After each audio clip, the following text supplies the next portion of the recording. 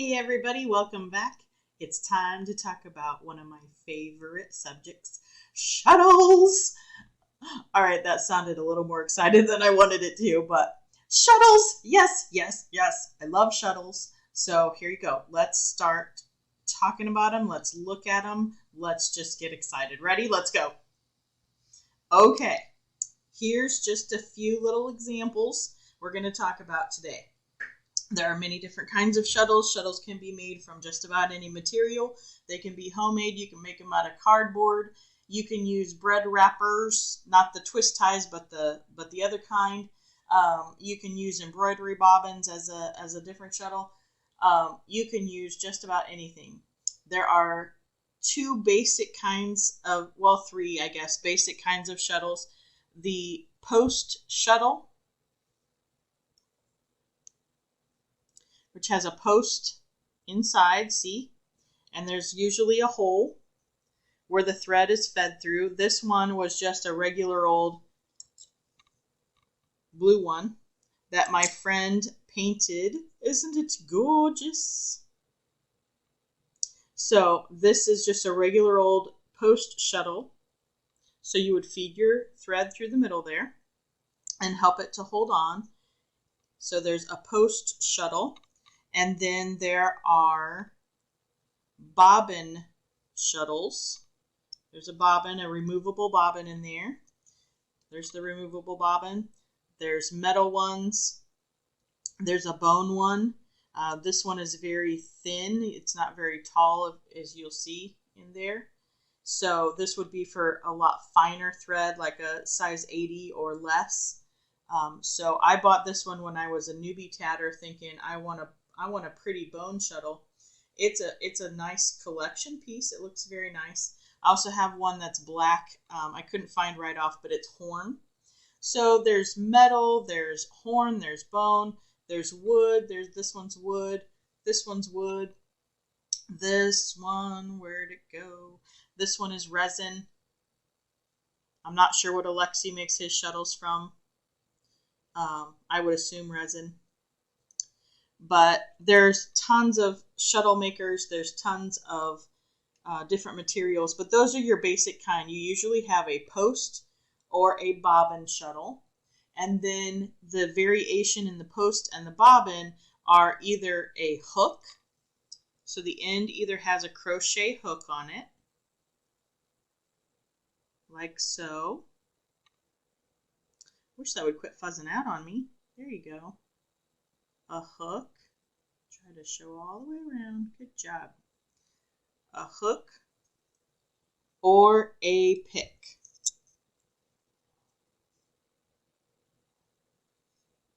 Some picks are pickier, if you will, than others.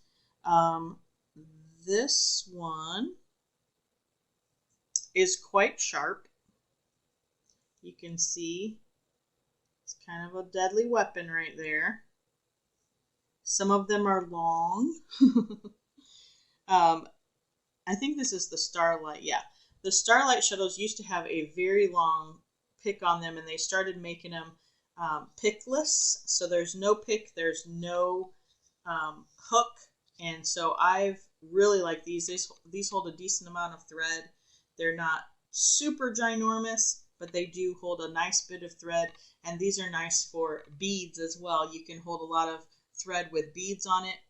These are by, oh my gosh, what's her name? Rita.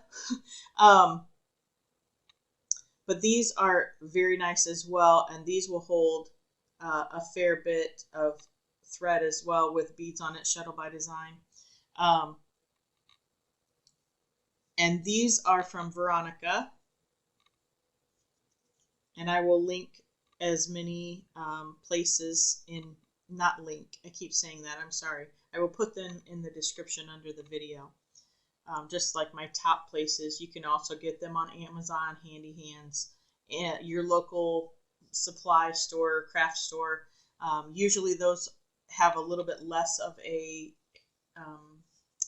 the box stores, Joann's, Hobby Lobby, have less of a variety, but they are still there. And like I said, you can buy, I bought these in bulk from Lacis or Lacis, however you want to say it. And my friend who paints rocks like this for fun, as a fun hobby, just to kind of unwind, I gave her these kind of on a whim and said, hey, why don't you paint my shuttles like you paint rocks? And she did a couple of these up for me. And so now we are having a ball. So I really, really like these. So feel free to bling them out, as it were, or upgrade your shuttles and make them personalized to you. It's very, very fun and handy. This is one of my first shuttles. It's a metal boy shuttle. I think these have been around forever and ever. And these kind of have an interesting crochet hook.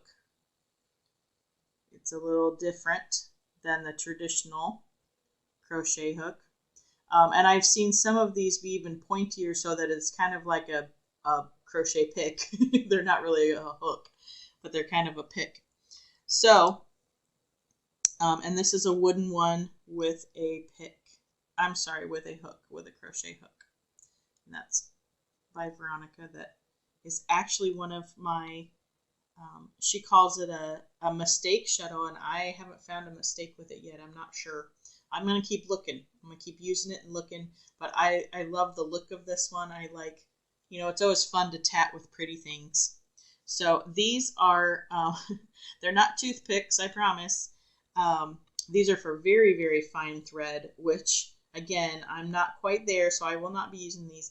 But if they're long like this and thin, they're called Celtic shuttles, and they're used for weaving in and out of your work to create those Celtic knots.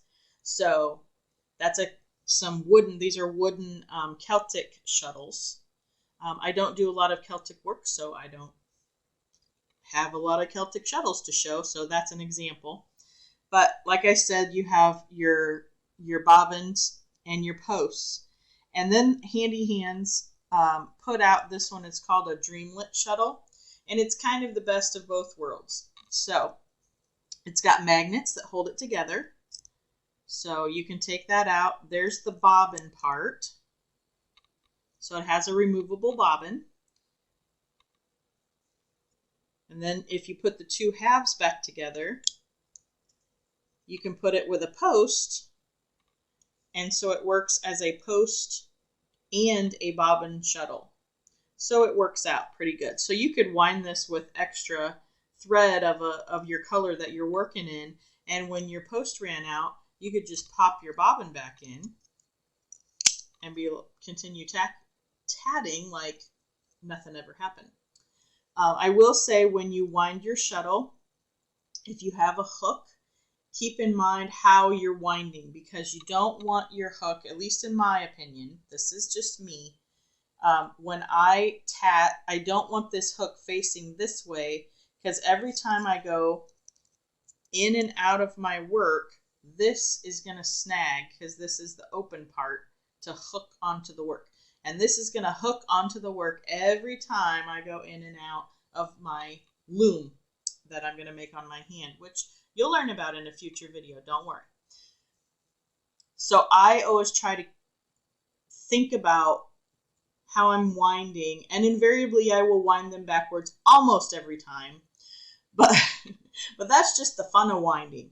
But I try to wind so that the hook is open the other way, so that as I'm pulling it through the work, the hook is not going to snag. The smooth part is to the inside of my loom, as it were, so it would sit like this, and the hook is open that way. Does that make sense? I hope so. So there's a smattering of what shuttles can be made from. Like I said, welcome to your new fun addiction. I have had a ball. I love all of the shuttles, and I know you're all looking, what about the red one? What about the red one? You didn't say anything about the red one. Well, this is a Tatsy. You can see the hole inside is about the size of a Buick. So these are huge. So you can see my hand is a normal human-sized hand, and it takes up nearly all of my hand. And here is what would be considered like a pony or an airlet. And I mean, just the the sheer difference in the David and Goliath we got there. So, but this holds an insane amount of thread. It's also good if you're using thicker thread. It will hold a good amount, but keep in mind, you're going to have that loom on your left hand open enough so that this shuttle can go in and out. So this is not for delicate, tiny work with size 80 thread. At least in my opinion. You do what you want. But these are Tatsy shuttles. They're great for beadwork. They hold, like I said, an insane amount of thread, an insane amount of beads. If you cannot string your thread through there, wowzers, because that is quite the hole that they give you to hold it on there. So those are all the different kinds of shuttles that I'm going to demonstrate for today. And here's a handy tip when you're winding your shuttles. If you're winding a bobbin shuttle, most of the time they have this tail on them, and you can sit your bobbin, of course not while I'm on camera. Okay, you can sit your bobbin on top of there and hold it and wind your thread around your bobbin as it's, up here, and get a nice little handheld part, rather than trying to hold it like this and go around and wind your bobbin or roll it or somehow get some thread on it, because this is quite small for me. And if I held this like this for any length of time, this right here is going to cramp really hard, and I'm not going to be able to use anything for several days. So, and then you would just pop it in. Again, once you get it wound, you're going to have to think about which way you want your thread coming out. I always wind mine to that it comes out. Let's grab one that's already wound. I like my thread coming out the bottom right of my shuttle. So when I am making my loom, let's say I'm setting up for a ring, see, this one is wound backwards, because normally I like the pick to lay like that so that I'm going in and out. But like I said, see, I wound that one backwards. But that's how I normally do it. Thread coming out the back right, and then once you would, turn it over, it's actually back left as well. But you get the idea. So there are two different methods for, and this here, is the bobbin holder for the hybrid one. So you can put your bobbin on there, hold it with a handy little handle, and then wind around. Okay. So while I've got this one out, let's show you real quick some thread. And I just start, this is called the windmill method. You just have a little tail as small as you can get it, and you hold that on there, and then you just begin winding, and you're going around and around like a windmill. So this is called the windmill method. It will twist. There's just no way to avoid adding more twist to this. Elizabeth thread is very twisty to begin with, so you want to be careful how you're winding Elizabeth especially. And you want to, wind it carefully and slowly. Okay, so that's a bobbin. Post shuttles are a little easier, I think. Well, I don't know. They're about the same. And let's do this one by Shuttle by Design here. You would just go through the center and then hold it on the side. Okay, and it's going to click. And I like the clicking sound. If you don't, I'm sorry, but this is one of my favorite parts. And you just go around until you've got enough to kind of hold it. And then you can let go, and see I'm pulling on that thread. It's not going anywhere because I've gone around it so many times. But you can continue doing the windmill method. This puts a little bit more stress on the blades of the shuttle than perhaps what we would like. And so a better way and a less adding twist way is doing the walk on. So you would literally walk the thread onto the shuttle. if you're good, which I'm not, but if you're good, you could also kind of push with your thumb and push the blades apart just a bit so that then it wouldn't make the snapping sound. They do sell shuttle loaders, shuttle helpers that are a metal piece, and it kind of pries the blades open a bit so that you can get your thread in there. I highly, highly caution against purchases such as that, because once the ends are splayed, once a shuttle is splayed open, it's very hard to get it closed again. And we want that closure because that's what's holding the thread onto the shuttle and where we want it, because otherwise it can just come out willy-nilly if it's not being held in the back, coming out the back right, as I said. So you want to be careful with devices such as that would splay those.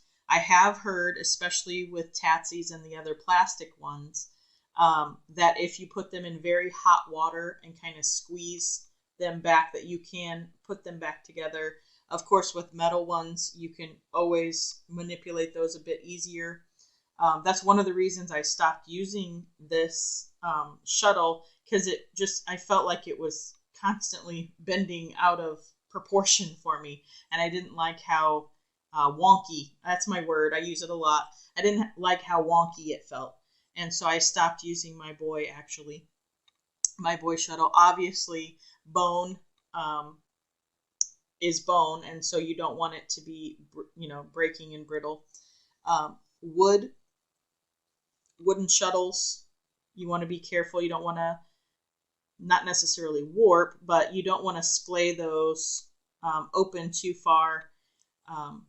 So you want to be careful. And when you're tatting, and I'll talk about this too, when you're closing rings and stuff, you don't want to pull on your shuttle to close a ring or pull on the shuttle to do whatever. You want to kind of lay your shuttle down and pull on the thread of it and not just on the shuttle itself. I think some shuttles are easier and better to do that with than others. The shuttles by Alexi are heavier, so I really like them, and I find them more of a heavy duty shuttle, and I like that they're heavy. I tend to throw mine a little sometimes. They get slippery, and I just like whoop, and they just go flying out of my hand, especially these very light, I think this is maple, maybe, I'm not sure. But the lighter wood, the lighter maples and such, they tend to go whoop, flying out of my hand. So I have a little bit harder time holding on to the very light shuttles. But even as such, you don't want to be pulling, because it puts a lot of stress on that middle post. And we don't want to stress our post. So pulling on the shuttle, try not to get into that habit to begin with, and then you won't have to break it. So as I said, the preferred method is the walk-on method. You can control where your thread goes on the post, and I like the clicking noise. And this is a really fun, monotonous, mundane thing to do, like while you're watching television, and you can load a shuttle. Before you know it, just clickety click, click, click. And there you go. While you're loading your shuttle, you're going to want, see how I've got twist in it? See it's twisting up down there? See those extra twists? You're going to want to let your shuttle, dangle and spin until it stops.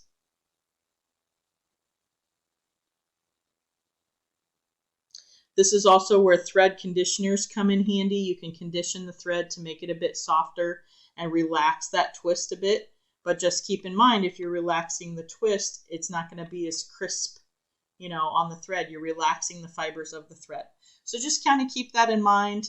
Wind you up some shuttles, windmill style or walk-on method, and come on back in the next video, and we're going to learn how to make a ring. I also want to mention quickly, if you're using a shuttle with a hook, be careful, especially if you're using it with the hook towards you, if you're, just out of thread and just need to use it this way, just be careful because it lines up perfectly with the fleshy part of your hand. So you can really skewer yourself.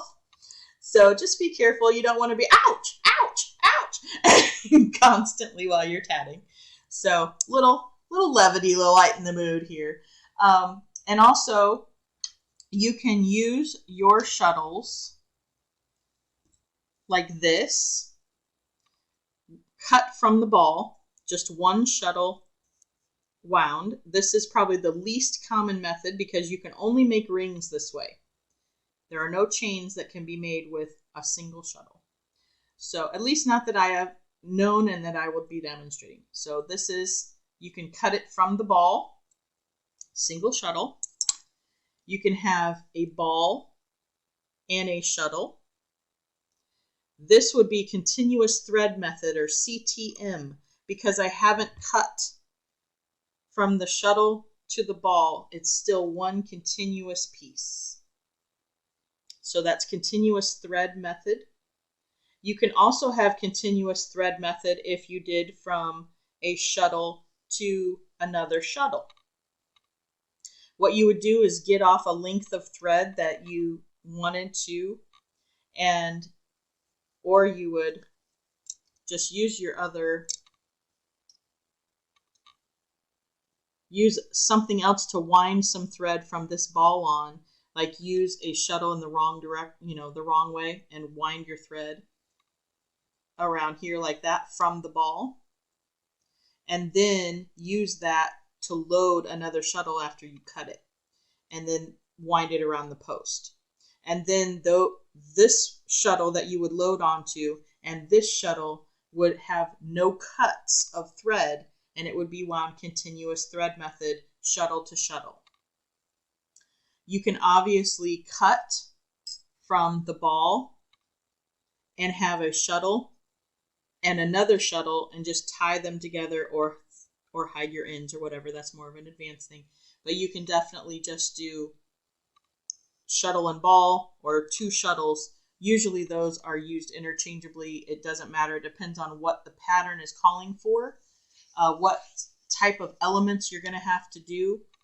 You need two threads in order to do rings and chains. So a shuttle and a ball, or two shuttles to do rings and chains. I don't want to get too much into that, but just kind of an FYI. So you'll hear more about that in future videos. If you'd like to practice, I encourage you to get at least two shuttles and practice winding them, walking it on, so that you don't put extra stress and twist and how to splay. You don't want to splay your blades. So practice winding some shuttles. Cut it from the ball if you'd like. Keep it on there if you don't. In the next video, we're going to practice with just one single shuttle cut from the ball. So if you want to do that and watch the next video, you're certainly welcome to. I hope that you do. Remember, you are the master of the thread. You have opposable thumbs and scissors. Have a great day, everybody. I'll see you next time.